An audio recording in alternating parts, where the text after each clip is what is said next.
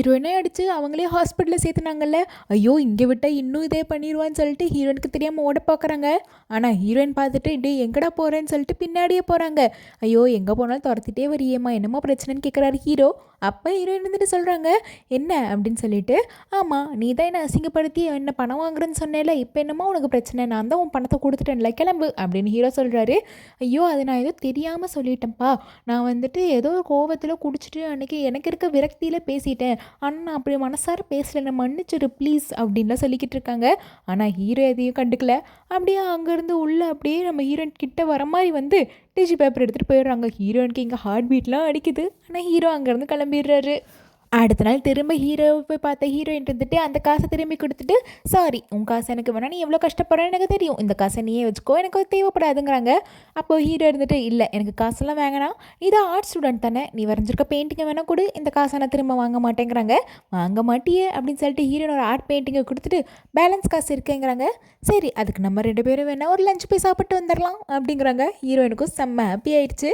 2 பேருமே வந்து லஞ்ச் சாப்பிட போகலான்னு கிளம்புறாங்க. எங்கே போகலான்னு பேசிக்கிட்டு இருக்கும்போது சரி ஒரு மாலுக்கு போகலாம் அப்படின்னு சொல்லிட்டு 2 பேருமே மாலுக்கு கிளம்புறாங்க. அப்படி அவங்க 2 பேரும் சாப்பிட போன இடத்துல அந்த எக்ஸ் இருக்காரு. அவர் பார்த்துட்டு ரொம்பவே ஃபீல் பண்ணுறாரு. ஒரு மாதிரி ஜெல்லஸியா, ஐயோ தெரியாமல் இவளை வந்து தங்கச்சின்னு சொல்லிட்டோமோ, எனக்கு ஒரு மாதிரி இப்போ தோணுது அப்படின்னு இப்போ யோசிக்கிறாரு. இப்போ யோசிச்சு என்ன பண்ணுறது. ஆனால் ஹீரோயினும் ஹாப்பியாக உட்காந்து சாப்பிட்டுக்கிட்டு இருக்காங்க. அப்போ ஹீரோ இருந்துட்டு ஒரு ரிங்கு வாங்க போகலான்னு சொல்லிட்டு போகிறாரு. அந்த ரிங்கை பார்த்துட்டு ஹீரோயின் இது என்ன ரிங்குன்னு கேட்குறாங்க. இது எங்கள் அப்பாவோட ரிங்கு, இது வந்து எங்கள் அம்மாவோடது தொலைஞ்சு போச்சு, எங்கே போச்சுன்னு தெரில, அதனால தான் அவங்க ஆனிவர்சரி வருது, செஞ்சு எங்கள் அம்மா ஃபோட்டோ முன்னாடி வைக்கலாம் அப்படின்னு நினைக்கிறேங்கிறாங்க. ஹீரோனுக்கு அதை பார்த்துட்டு ஒரு மாதிரி சந்தோஷமாகுது. அம்மா மேலே இவ்வளோ பாசம் வச்சுருக்கானே அப்படின்னு சொல்லிட்டு. ஆனால் நம்ம ஹீரோக்கு அந்த ரிங்கு எங்கே போச்சுன்னே தெரிலன்னு சொல்லிட்டு இருக்காங்க. ஹீரோயினும் அப்படியா, கூடிய சீக்கிரம் உனக்கு அந்த ரிங்கு கிடச்சிரும், கவலைப்படாத அப்படின்னு சொல்லிக்கிட்டு இருக்காங்க. ஹீரோயினும் ஆர்ட் ஸ்டூடெண்ட்டு, அதனால அவங்களுக்கு ஒரு மாடலாக யாராவது கூப்பிடணும்னு சொல்லிட்டு ஹீரோவை கூப்பிடுறாங்க. அப்போ அவங்க ஃப்ரெண்டு இருந்துட்டு, யார் இந்த பையன் செம்ம ஹேண்ட்ஸமாக இருக்கான் அப்படின்லாம் சொல்லிட்டு இருக்காங்க. என்னடி ஃபஸ்ட் டைம் பார்த்தோன்னே ஹேண்ட்ஸமுங்கிற, அவனும் ட்ரெஸ்ஸப்போ புத்தர் மாதிரி அப்படிங்கிறாங்க. அவர் ஏதோ இப்படி ஒரு ட்ரெஸ்ஸை போட்டு வந்திருக்காரு.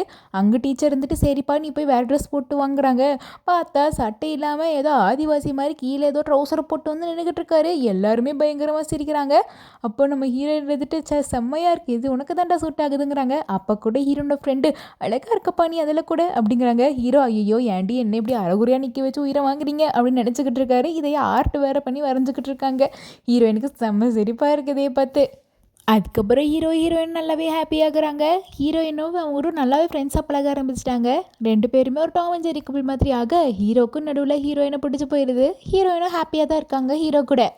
அப்படி போய்கிட்டு இருக்கும்போது, என்னடி அவங்க கூட சுற்றிக்கிட்டு இருக்க, அவன் என்ன உன்னோட ஆளா அப்படின்னு சொல்லிட்டு ஹீரோட ஃப்ரெண்டு கேட்க, அதெல்லாம் இல்லடி அவன் என்னோட நல்ல ஃப்ரெண்டு தான் அப்படின்னு ஹீரோயினும் சொல்ல, சரிடி அப்போ அவனை எனக்கு இன்ட்ரடியூ பண்ணி வைக்கிறியா, நான் அவன் கூட பேசுகிறேங்கிறாங்க. ஹீரோயின் முடிச்சுட்டு, அவ்வளோதானே சரி நாளைக்கே நான் உங்கள் டேட்டுக்கு எப்போ பண்ணுறேன் அப்படின்னு சொல்கிறாங்க. இவ்வளோ செம்ம ஹாப்பி ஆகிறா. அதே மாதிரி ஹீரோயின் அவங்கள கூப்பிட்டு டேட்டுக்கு ரெடி பண்ணி சொல்கிறாங்க. இந்த மாதிரி நான் சொல்கிற இடத்துக்கு வந்துரு அப்படின்னு சொல்லிட்டு ஹீரோ செம்ம ஹாப்பி ஆகுறாங்க. ஹீரோயின் தான் கூப்பிட்றாங்கன்னு நினச்சிட்டு இவர் வேறு லெவலில் ரெடி ஆகிட்டு போகலான்னு சொல்லிட்டு போகிறாங்க. அங்கே போய் பார்த்தா ஹீரோயினும் அவங்க ஃப்ரெண்டு உட்காந்துருக்காங்க.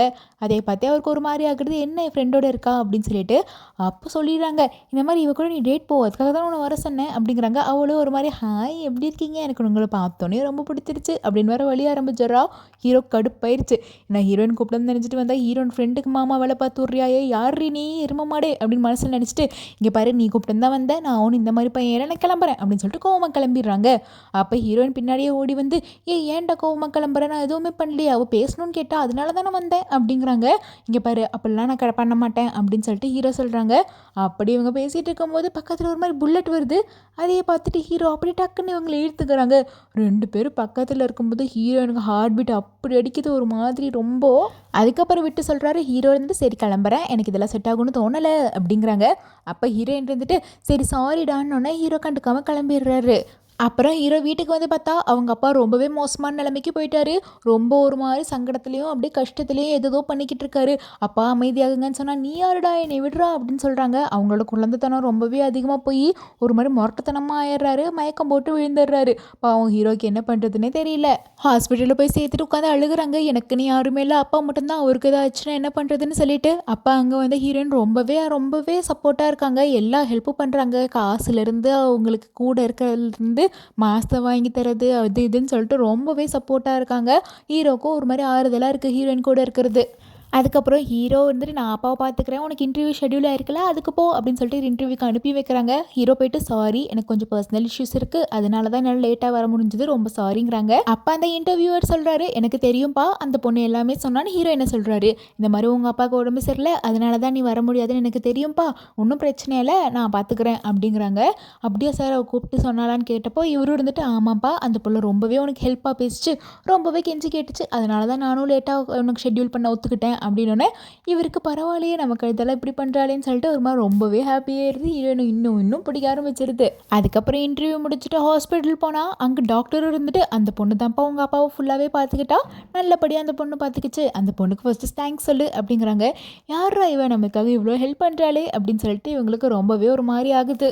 அதனாலேயே ஹீரோனை அவாய்ட் பண்ணிடுறாரு. அவாய்ட் பண்ணிட்டு வேற பொண்ணுங்களோட பேசிக்கிட்டு இருக்காங்க. ஹீரோயின் கோவமாய் வந்துட்டு டே என்னடா என்ன அவாய்ட் பண்ணுறேன்ட்டு எவ்வளோ கூட பேசிக்கிட்டு இருக்க, எதுக்கு நீ ஃபஸ்ட்டு என்ன அவாய்ட் பண்ணுற, நான் நம்ம 2 பேர் நல்லா தானே இருந்தோம், நான் உங்கள் அப்பாவெல்லாம் வந்து பார்த்துக்கிட்டேனே, நீ ஏன்டா இப்போ என்ன அவாய்ட் பண்ணுற அப்படின்னு ஹீரோயின் கேட்க அப்போ ஹீரோ சொல்கிறாரு இதுக்கு மேலே நான் மறைக்க விரும்பல, உண்மையை சொல்லிடுறேன், எனக்கு உன்னை ரொம்ப பிடிச்சிருக்கு, நான் உன்னை லவ் பண்ணுறேன், அதனால தான் நான் உன்னை அவாய்ட் பண்ணுறேன், நம்ம 2 பேருக்கும் செட் ஆகாது, நீ வந்து கோபுரத்தில் இருக்க நான் கூரையில் இருக்கேன், 2 பேருக்கும் எப்படி செட் ஆகும், நான் உன்னை லவ் பண்ணுறது தப்புன்னு எனக்கே தெரியும், அதனால தான் நான் உங்ககிட்ட பேசுகிறத விட்டேன், இதுக்கு மேலே என்னால் உண்மையை சொல்ல முடியாமல் இல்லை, அதனால தான் அப்படி சொல்லிட்டேன் அப்படின்னு சொல்லிட்டு ஓப்பனாக இப்படி ப்ரப்போஸ் பண்ணிடுறாரு. பட் வேணாம் அப்படிங்கிற சென்ஸ்லேயே சொல்லிடுறாரு. அதுக்கப்புறம் ஹீரோன் அவங்க எக்ஸ் கூட இருக்காங்கல்ல அவங்க கூட போய் பேசிகிட்டு இருக்காங்க. அப்போ அவர் இருந்துட்டு என்ன சாப்பிடாம என்னத்தையும் யோசிச்சுக்கிட்டு இருக்கேங்கிறாங்க. ஹீரோயின் ஃபுல்லாக நம்ம ஹீரோ சொன்னதே தான் மண்டைக்குள்ளே ஓடிக்கிட்டே இருக்குது. அப்படி பேசிக்கிட்டு இருக்கும்போது இந்த எக்ஸ் வந்து அப்படியே கிட்ட வரான். ஏன்னா இப்போ தான் இவனுக்கு இவ்வளோ பிடிச்சி போச்சே. ஆனால் ஹீரோயினுக்கு இவன் வந்தோன்னே ஒரு மாதிரி டிஸ்கஸ்டிங்காக ஃபீல் ஆகுது. ஹீரோ கிட்ட வந்தோடனே தான் ஹார்ட் பீட்டில் ரைஸ் ஆனிச்சு. ஸோ அது ஞாபகம் வந்துட்டு எனக்கு தெரிஞ்சிடுச்சு நான் இப்போ யாரை லவ் பண்ணுறேன், நான் உங்களை லவ் பண்ணல, நான் என்னோட அவனைத்தான் லவ் பண்ணுறேன் அப்படின்னு மனசில் நினச்சிட்டு அங்கேருந்து அவர் தட்டி விட்டு ஹீரோயின் ஹீரோ பக்கம் ஓடிடுறாங்க. அங்கேருந்து நேராக ஓடி போய் இருடா வரேங்கிறாங்க. ஏய் நான் தான் ப்ரப்போஸ் பண்ணுற மாதிரி பண்ணிட்டு வேணான்னு சொல்லிட்டேன்ல, அப்புறம் திரும்ப இங்கே வந்திருக்கேன் அப்படின்னு சொல்லிட்டு ஹீரோயின் கேட்குறாரு. ஆனால் ஹீரோயின் அதெல்லாம் கண்டுக்காம அப்படி பிடிச்சி கிஸ் பண்ணிடுறாங்க. ஹீரோக்கும் ஒரு மாதிரி ஆயிடுது. 2 பேரும் கிஸ் பண்ணுறாங்க. அப்புறம் ஹீரோ தள்ளி விட்டுட்டு என்ன பண்ணுற, நீ இதெல்லாம் செட் ஆகுது, இதெல்லாம் பண்ணக்கூடாது அப்படிங்கிறாங்க.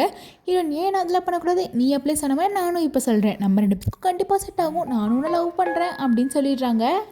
ஆனால் ஹீரோ அப்போ எந்த பதிலும் சொல்லாமல் வீட்டுக்கு ஓடி வந்துடுறாரு. வீட்டுக்கு ஓடி வந்துட்டு அதையே யோசிச்சுட்ருக்காரு, அவளுக்கும் நமக்கு எப்படி செட் ஆகும் அப்படின்ட்டு. அப்போ நேராக ஹீரோயின் வீட்டுக்கே வந்துடுறாங்க. என்னடா பிரச்சனை உனக்கு, ஏன் இப்படி பண்ணிக்கிட்டு இருக்க, நம்ம 2 பேர் சந்தோஷமாக தானே இருக்கோம், எனக்கு ஒன்றும் பிரச்சனை கிடையாது, எனக்கு பணம்லாம் ஒரு மேட்ரே கிடையாது, நான் உன் கூடயும் நிம்மதியாக வாழுவேன், காசு இல்லாமல் நிம்மதியாக வாழுவேன் அப்படின்லாம் சொல்லிட்டு இருக்காங்க. அப்போ ஹீரோ இருந்துட்டு சரி இரு நம்ம 2 பேரும் ஏன் ஒரு சின்ன டேட்டுக்கு போகக்கூடாதுன்னு கேட்குறாங்க. ஹீரோனுக்கு செம்ம ஹாப்பி, கண்டிப்பாக போகலாண்டா அப்படின்னு சொல்லிட்டு 2 பேரும் டேட்டுக்கு போகிறாங்க. ஹீரோயின் தான் டிசைட் பண்ணி ஒரு இடத்துக்கு கூப்பிட்டு போகிறாங்க. அது என்ன இடம்னு பார்த்தீங்கன்னா ஏர்போர்ட்டு. அப்போ ஹீரோ கேட்குறாரு எல்லாரும் டேட்டுக்கு எங்கெங்கேயோ போவாங்க, நீ என்ன ஏர்போர்ட்டுக்கு கூட்டிகிட்டு வந்திருக்க அப்படின்னு கேட்குறாங்க.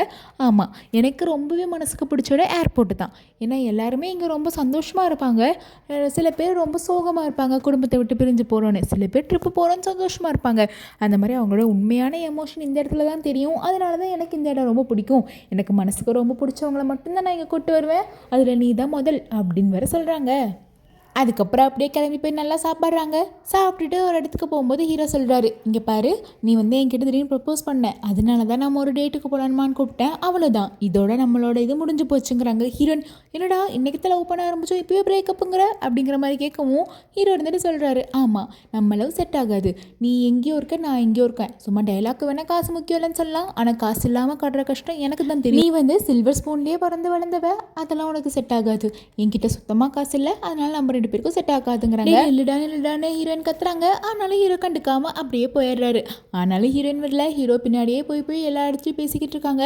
அப்போ ஹீரோ சொல்கிறாரு நீ வந்து ஜாக்கிங் போகிறக்கு ஒரு ஷூ போட்டு வந்திருக்கியே, அந்த ஷூவோட விலை தெரியுமா, அந்த ஷூவோட இதுக்கு உழைக்கிறக்கே நான் 4 மாதம் உழைக்கணுமா, அந்த வேலை தான் நான் இருக்கேன், உன்னாலாம் என்னோட வாழ முடியாதுங்கிறாங்க.